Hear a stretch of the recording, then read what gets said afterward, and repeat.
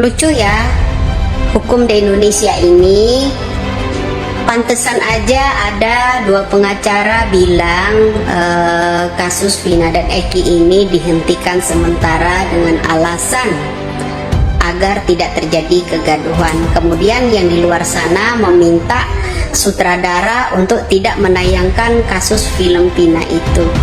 Lalu ada juga kepolisian yang memperlihatkan foto agar menetapkan yang namanya Peggy Setiawan sebagai tersangka. Fotonya jelas enggak itu Pak? Foto siapa? Kira-kira orang-orang Indigo percaya enggak ya dengan foto tersebut? Nah, sementara Anda, Bapak ya, kalau orang-orang hanya minum-minum, coba perhatikan yang ini ya, yang di jidat saya ini. Nah, seperti itu. Kapan sih bisa tuntasnya? Wajar aja lah, saya udah naruh curiga. Kenapa? Karena ada pengacara bilang untuk pengusutan yang namanya penelusuran yang namanya kasus Vina ini agar dihentikan sementara dengan alasan agar tidak terjadi kegaduhan. Kedua, agar ada pembentukan yang nama tim lembaga khusus untuk diajukan ke Komisi 3 DPR. Ini ada apa sebenarnya, permainan apa lagi ini sebenarnya? Ya, untuk melindungi Ibtu Rudiana apa bagaimana ini ya kepolisian ini?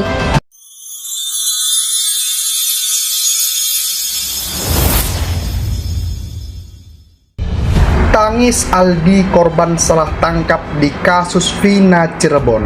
Cerita dipukuli Ibtu Rudiana, disuruh ngaku. Aldi korban salah tangkap di kasus Vina Cirebon menceritakan detik-detik dirinya ditangkap bersama 7 terpidana lainnya. Aldi adalah adik dari Eka Sandi yang juga merupakan teman mantan terpidana Saka Tatal. Pada tanggal 31 Agustus 2016, Aldi ditangkap oleh Ibtu Rudiana di depan SMP 11 Kota Cirebon. Sama seperti Kahfi, anak Pak RT, Aldi dibebaskan oleh polisi.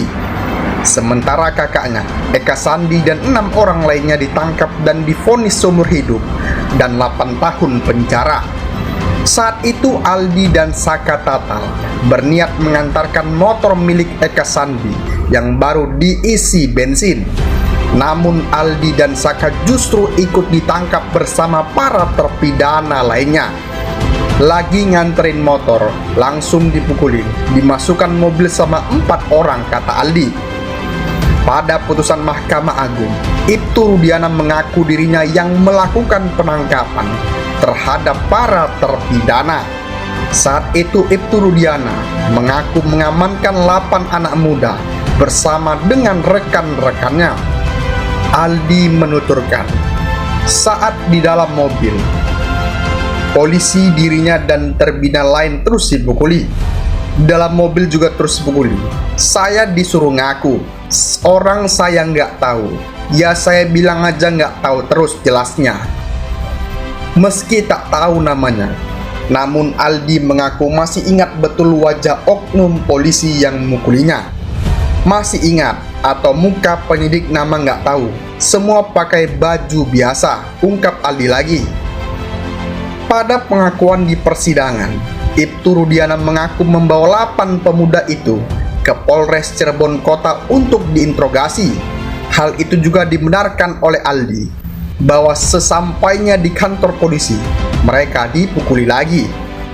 Selama di kantor polisi, Aldi mengaku terus mendapat siksaan bersama terpidana lain yang juga ditangkap. Meski terus mendapat penyiksaan, Aldi bersikukuh kalau dirinya tidak melakukan tersebut. Akhirnya Aldi pun diperbolehkan untuk pulang karena kekeh tidak mengaku. Namun saat hendak pulang, Aldi sempat digertak oleh polisi. Mau pulangnya, pas sore disuruh lari. Saya nggak mau. Udah Pak, masih mending saya nyerah di depan daripada saya lari, ungkap Aldi. Sebab saat itu, Aldi khawatir jika dirinya lari, justru diduga hendak melarikan diri. Dari kanit disuruh dari keluar, langsung disuruh pulang jelasnya lagi.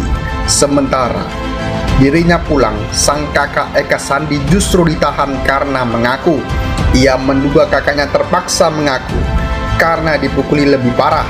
Kakak saya sampai jalan aja ngesot pulang tuh, kata dia.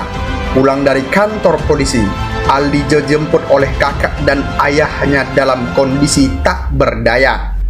Sampai 1 bulan saya baru sembuh kepalanya. Makan aja saya nggak bisa. Sebulan saya diurusin sama ibu bapak saya. Rumah sampai hilang tuturnya sambil menangis.